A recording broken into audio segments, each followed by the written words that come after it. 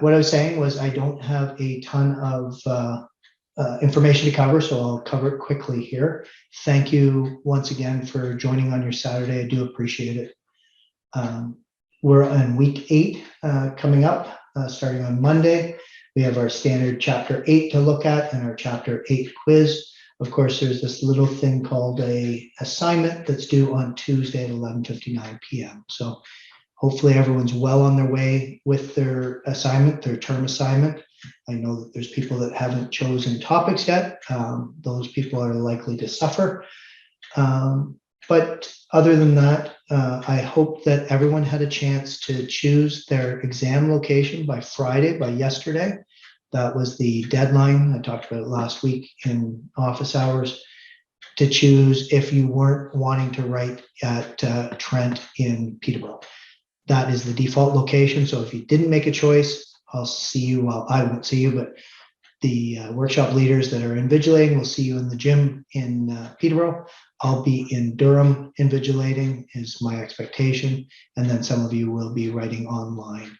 I've had some questions about the timing if you're writing online.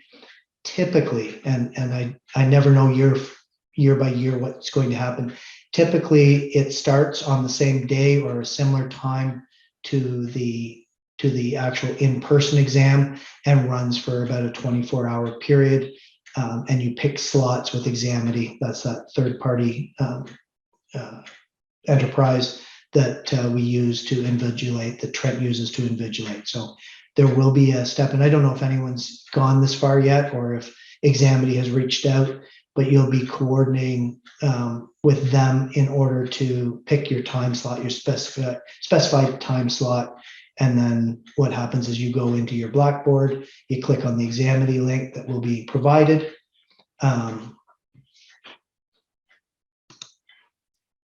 You click on the exam link that will be provided, and you go ahead and someone appears and walks you through. I think they ask you to pan your camera around the room, make sure you're alone, those sorts of things. Unfortunately, I've never done an exam with Examity, so I haven't had the experience, but I've talked to students that have. So they just watch you while you write your exam, essentially. So it's like having an invigilator in person, like you would with me walking around, walking up and down the aisle or watching from the front, except that it's right on your computer. So I'll reiterate, if you're going to write an exam over the internet, please have a backup plan if your internet service provider fails, okay? Do everything you can to be in good shape. I don't have remedies for some random internet service provider to fail. Have data on your phone or something like that so that you can switch over if you need be, or have a location that you can quickly scoot to in order to resume your exam, okay? I think that's really all that I've got. The assignment should be straightforward in terms of submitting it. It's under assignments. I'm just going there now. You'll be submitting it under the assignments tab, and it will say click here to submit. So it's that easy. Make sure that you submit it in Word format. That's something I've talked about in the past, and it says in the instructions, I only accept in Word format. So I will do my best as submissions come in. If I identify that someone has not submitted in Word format, I'll give you a heads up, but there's every chance. First of all, if I don't give you a heads up before the paper is due, you're going to be charged a 10% penalty for submitting in the wrong format. If you resubmit, you'll be charged 100% if you don't resubmit, because I'm only marking Word format.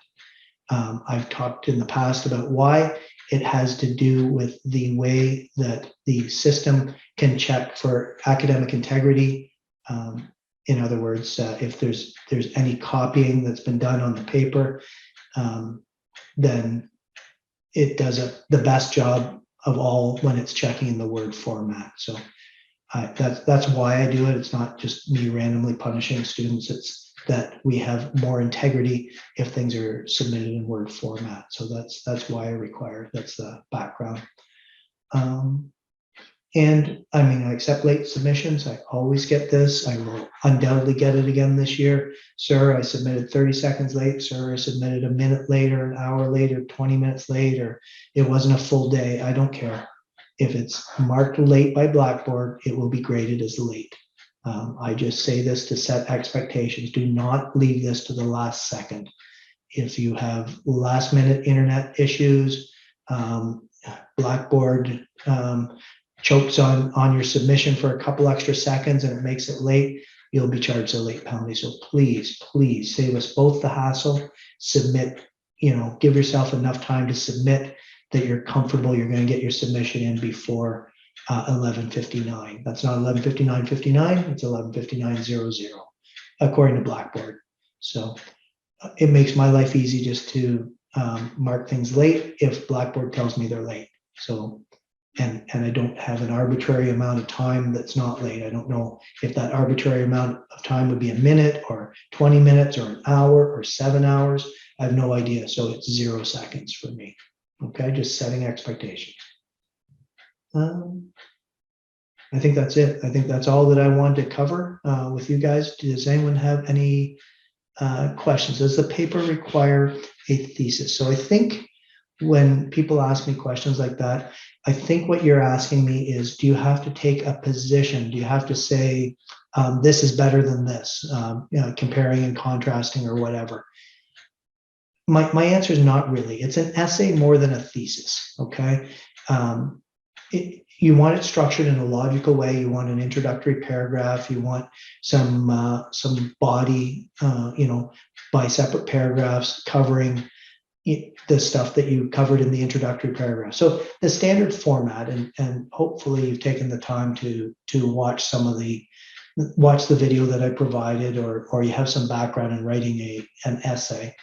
Your introductory paragraph would have an introductory line, and then you talk very briefly about what you're going to state in the body of your article, and then it would have a concluding line.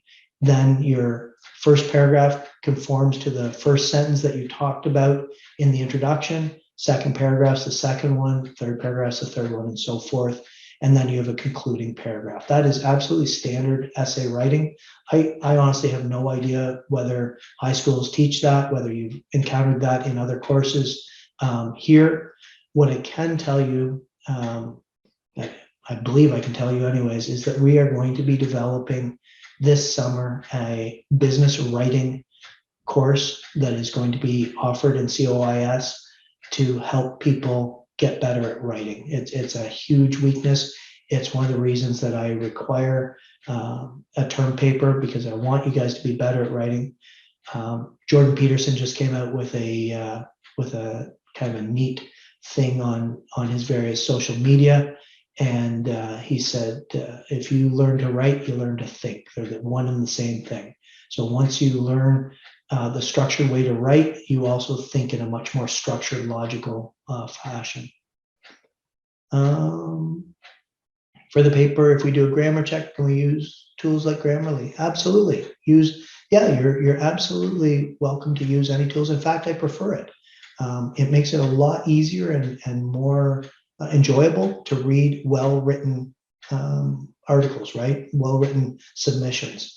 I often really enjoy the submissions that come in, and if you provide something that has no paragraphs, there's tons of spelling errors and grammatical errors, it's not fun to read, it's not fun to mark, and you won't be pleased with the results. So please do use Grammarly or any other tool that works for you, as long as you don't plagiarize, right? That's the caveat here. If you're going to use information from someone else, attribute it properly using citing and referencing, okay?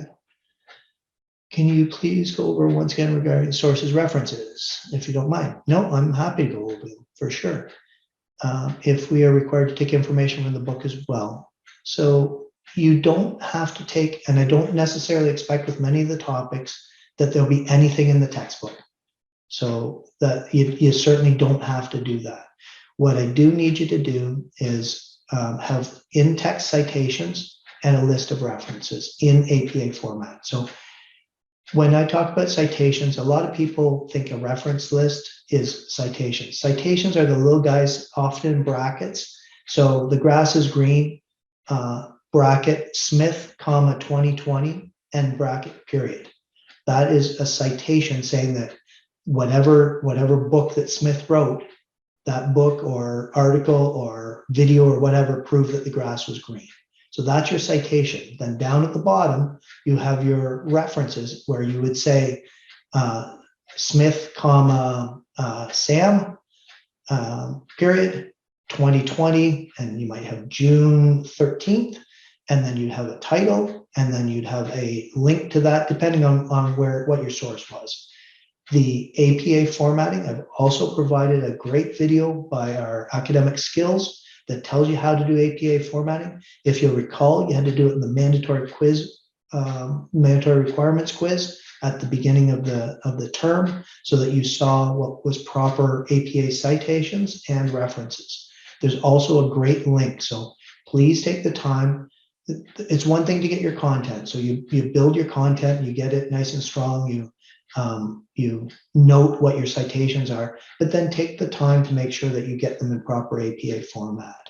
Okay. Sorry, I'm getting lots of questions here. Just scrolling back to make sure I cover everyone. So I say things often like the quality of the source matters.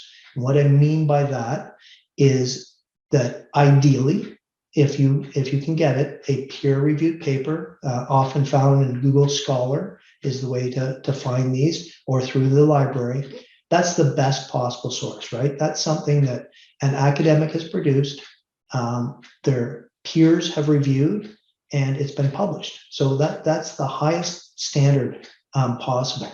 Below that are things like white papers that are not reviewed, and books and journalists, journal articles or newspaper articles, those kinds of things. Those are all good sources. But at the bottom of the heap are things like if you were investigating, let's say you've got the artificial intelligence and you go to a website of someone that provides artificial intelligence creation services, for instance, and they tell you how great they are at creating these apps with artificial intelligence, and you use that statement, and then you cite it, and then you reference it, that's a garbage reference. That's a garbage citation, because of course they're going to say they're the best, right? If you go to anyone's website, you go to any service provider's website, they're going to tell you they're the best at what they do. So that's the low end, that's the garbage end of references. So in between that, I mean, don't build your whole argument based on YouTube videos. That's not going to be great. But if you use them and you've got someone that's got a reputation, that's a renowned expert in the field, and they're talking about it, that's great. I'm open to that, and I'm not too harshly critical of it. What I am critical of when we mark, and what my team is critical of, is if you're saying things and you're supporting them, or you're not supporting them, that's terrible. If you're supporting them with the same people sort of validating themselves, so you've gone to an AI site, and that AI site, you state in your essay that this is the best AI in the world right now, and you quote their own website to say that, or you cite their own website to say that. So that's of no use to us. So hopefully I've kind of beaten that one to death. If not, ask me more questions, but I'll move on to the next. Because my topic is benefits and disadvantages of information technology, so this is a continuation of the question of whether it has to be a thesis. I don't need you to definitively state that it's better or worse. I'm happy with you contrasting one with the other. If you feel that it adds value to your essay, please do, but you don't have to do that. Is 1989 words too much? Yes, it is. I'm looking for 1,500 words. People ask me things like, does that include the citations? Sure. I don't care if it's 1,550 words or 1,575 words, but 1989 is too long. So what you want to do, and that's a really good start. hopefully you've polished that pretty well. Go through it one more time and see if there's stuff if there's extra words that you're using, if there's extra, I call it narrative. So if there's words that don't add value, or sentences don't add value, or paragraphs that don't add value, or don't add enough value, get rid of them. Get it down to about 1,500 words for best results. Yeah, I think that covers it. There is, again, that academic skills video that talks about editing, and it's really, really valuable. Does the article need to have quotes? I love this question. I am always cautious about using quotes. And the reason is, if you read a lot of articles like I do, or essays like I do, it gets very onerous to read a whole bunch of quotes. There's some people that feel like they should put a quote in every single paragraph. You should not. If I said to you, do not use more than 2 quotes, and if you use 0 quotes, I'm happy with that, but do not go over 2 quotes. That academic skills editing one talks about that too. I believe it's been a couple of years since I watched it. I'm pretty sure it talks about quotes. If you're quoting someone that's not your original content, you can do it. Don't get me wrong, as long as you properly cite it. It's not your content. So it becomes hard to mark if you just throw a whole bunch of quotes at me. Well, that's great. You've just quoted some people. It doesn't get to the point of analysis, and it becomes clumsy and clunky to read. So this is a super common sort of feedback that I provide, and that is quote less, paraphrase more. So please put things into your own words. What that does is a couple things. It first of all demonstrates to the reader or the marker that you've digested this information and that you have assimilated and you understand it, because you're able to spew it out in a different format. And just to be clear, and I run into this every year as well, if you think that you can copy and paste from some article that you found on the web and cite it, and then just change a couple words here and there, putting in synonyms, that is plagiarism. Okay, so you do not want to use a sentence of 15 or 20 words and throw in a couple words that are the synonyms and say to me, I've paraphrased it. No, you haven't paraphrased it. You've plagiarized it. So the other thing that I can caution people about, and every year some students try and do this, if you write the essay in your native language and you use Google Translate, it will come out like garbage. It will not be acceptable. I can guarantee you that. We are unfortunately not to the level of technology where Google Translate is able to sort of comprehensively and cohesively translate your ideas into English. So I would strongly suggest not doing that. Does the article need to quotations? No. If you copy, so yeah, if you copy word to word, I think I've covered that. Even if you, like, paraphrasing means taking the concept and putting it into your own words, not taking the quote and swapping out a couple words, okay?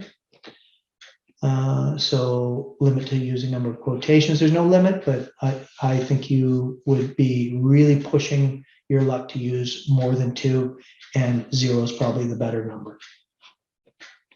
For references, can we use news articles from reputed sources like Harvard, BBC, Forbes? Absolutely. Absolutely. Those are great sources. And it's not that they're not controversial. It's not that they're impeccable and undeniable, but yeah, those are great sources. You use those. I don't think in most of our topics here that you're going to get away with that you're going to be able to use just peer-reviewed sources. So I don't expect that. I've purposely taken topics that are hopefully expansive and allow you to think about something different that's not in the textbook entirely, at least. I want it to be supplementary to the materials covered in the textbook. What if we already use some citations that are not from Google Scholar? That's fine, no problem, no problem at all. Like I said, I don't expect that they all come from Google Scholar, but I mean, moving forward, and it's not going to cost you any marks, assuming you didn't use sort of garbage sources. When you're in university and you're asked to do a term paper or a scholastic paper of any sort, or if you stick with me and come to my other courses, we do discussions and I require full citations there. Start with Google Scholar. That's your best place to start, right?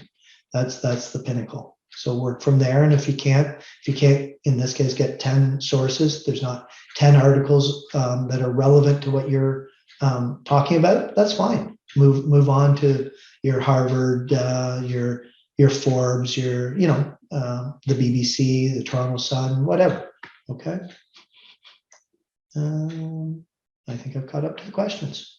Is there anyone? I mean, you're welcome to jump in by audio or by audio video, or hit me up in the chat if you've got more questions.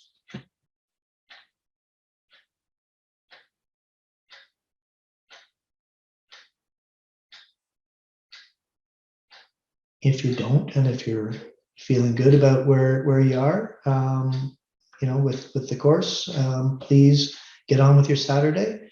I will stick around to answer more questions. You can always check out the video that I'll post in case something goes on after you've left. I always post it, as you know. So please make sure that you watch the video.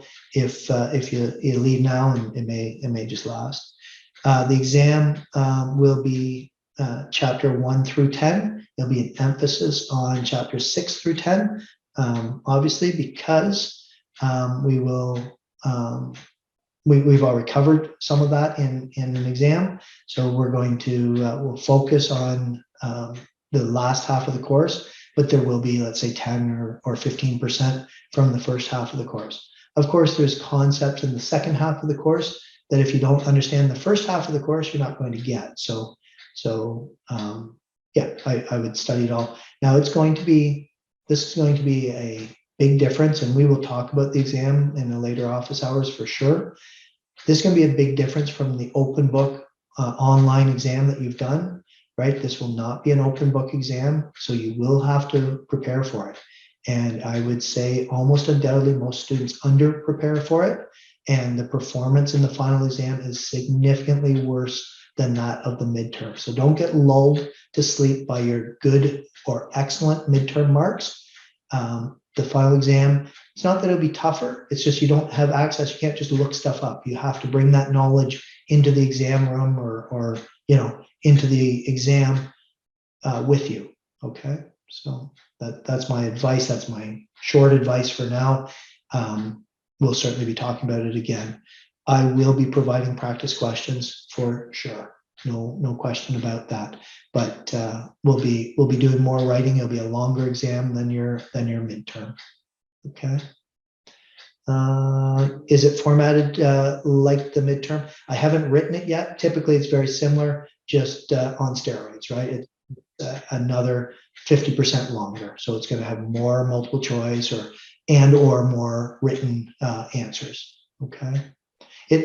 I'll be frank, it always surprises me when I read the final exams and contrast them to people that have done very well in the midterm, how little people have actually retained as opposed to Googled during the midterm.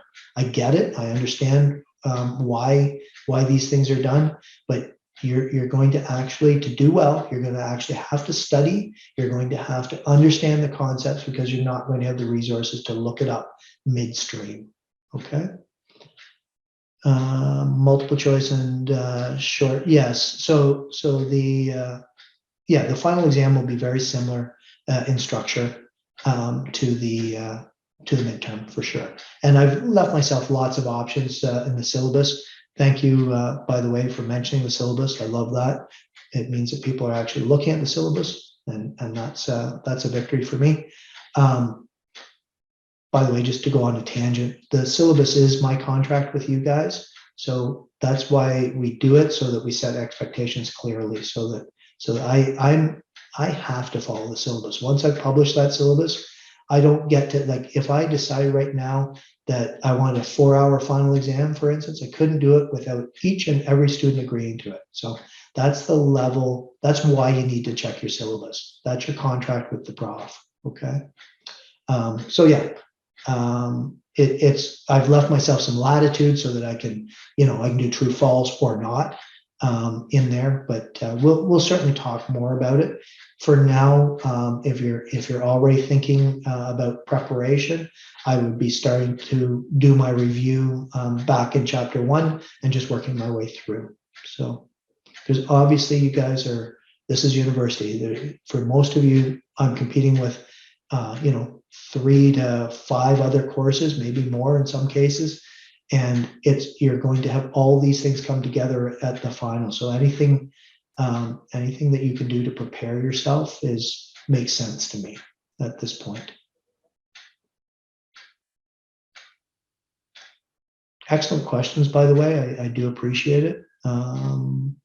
Upload today's recording a bit early. So I don't know what you mean by a bit early. I typically have it uploaded by about 5 or 6 o'clock, so another 4 or 5 hours. I have 3 of these back to back, so I get them done as fast as I can. Typically, like I said, I think I usually have them up on Saturday, so it certainly will be up pretty darn quickly before the term paper due date. It's always up to date. It's almost always up to date. I would advise, if you're looking for material to kind of reinforce your understanding and such, that you go under course content general and you read that editing video, and I'll give you the specific name of it. It's just really, really well done. I was really pleased when Academic Skills did it. It was at my request, and they did just a great job. So if you go to course content general and you go to from citations to formatting, that's a good one. But also academic skills, proofreading strategies. That's a gem. It really, really is. It'll help you for the rest of your university studies and maybe for the rest of your life. And I'm not overstating that. Most people don't write well. Don't be that person. I'm trying to point you in the right direction to be good at writing. All right.